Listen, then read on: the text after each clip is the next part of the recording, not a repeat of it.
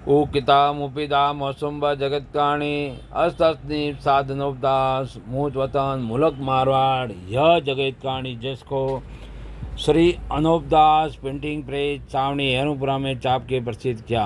तारीख 17 अप्रैल सन 1909 जा वैशाख बुधि भारत सम्मत 1965। तमाम जान के हिंदू और मुसलमान अंग्रेज वगैरह भाइयों, किताब जगतकाणी पेज नंबर 262 से पढ़ रहा हूँ। देवता लोगों, शनिचर व शुक्र वगैरह भी आदमी थे, सो वो तो अपनी उम्र पाके मर गए, सो वो तो इस ज़मीन पर अब कहाँ से आवे। और उसी तरह से कभी कभी देवी देवताओं का भी सुझाते हैं कि देवी सड़क से उतरेगी, वो खप्पर भरेगी।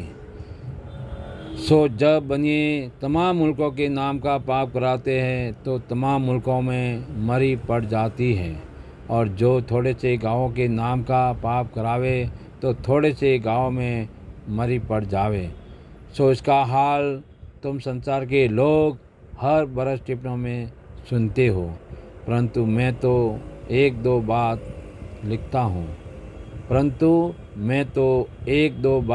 लिखता हूँ और जो कि टिप्पणों में जिस कदर हाल राक्षसी विद्या का लिखा आता है वो सब हो जाता है। सो सुनते ही हो कि जो अनेक तरह के ग्रह गोता दुनिया में लगा दिए हैं।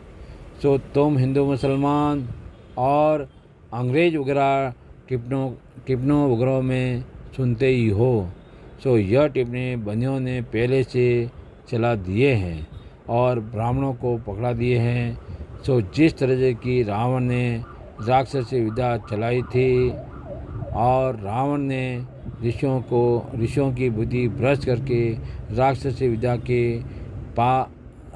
विद्या के टिप्पणी पकड़ा दिए थे। सो अब उसी तरह से इन बनियों ने भी राक्षसी विद्या के टिप्पणी ब्राह्मणों की बुद्धि भ्रष्ट करके ब्राह्मणों को मराने के लिए पकड़ा दिए हैं। परंतु इन बनियों ने ऐसी कलमंदी की है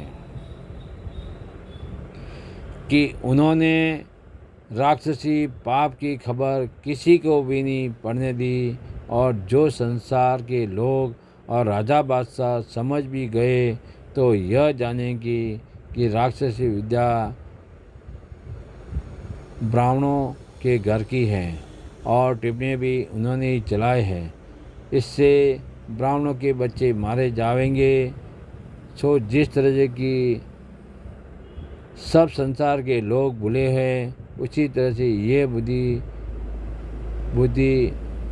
यह ब्राह्मण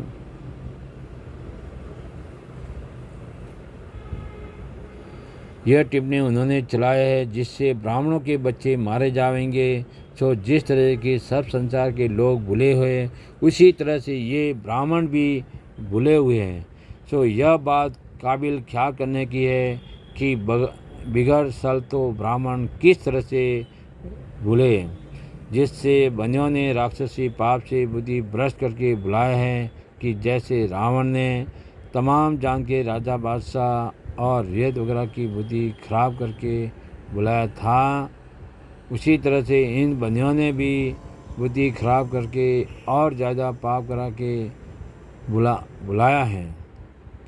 क्योंकि इन बनियों ने तरह तरह के जाल करके बुलाया है और अनेक तरह का जाल चला दिया है, और कई किताबों में ऐसी बातें पहले से लिख दी हैं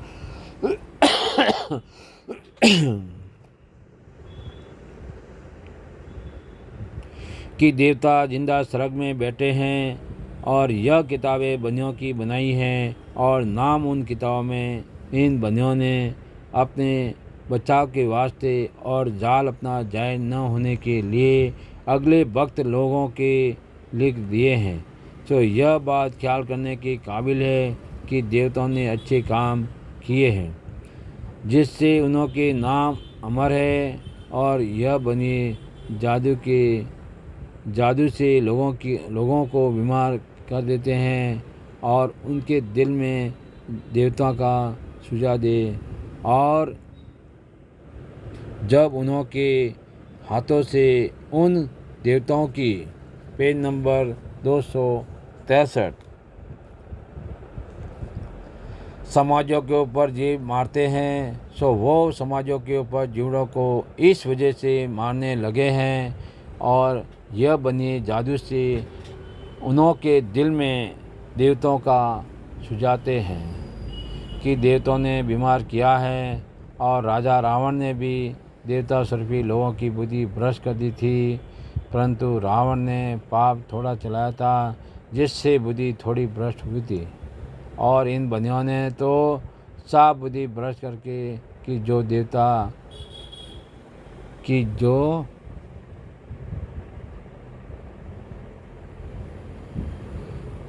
की जो बीमार तो जादू से करते हैं और उन्हों के घट में ऐसा सुझाते कि देवता जीव मांगता है। सो जब देवताओं के नाम का जीव मारे जब तो बीमारी से अच्छा हो जाता है। सो जादूखोरा जब उनके नाम का पाप छोड़ देवे वो बीमारी से अच्छा हो जावे। और संसार के लोगों को ऐसी करतूतों से बुला दिए थे कि भक्त लोगों को भी अपने जाल की खबर नहीं पड़ने देते हैं। और लोग यह ख्याल कहने से भी नहीं करते हैं कि पाप बुरा है या भला है। और जो कि साधु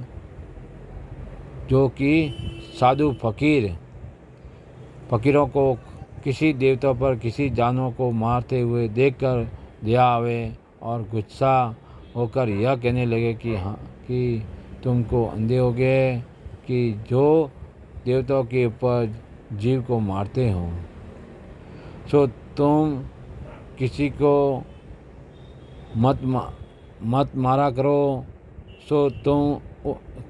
सो उस साधु को भी जादू से बीमार कर देते हैं। और फिर साधु फकीरों के दिल में उसी तरह से सुझाते हैं कि तुमने हमारे भोग को बंद कर दिया है और तुम साधुओं के उस देवताओं को राक्षसी विद्या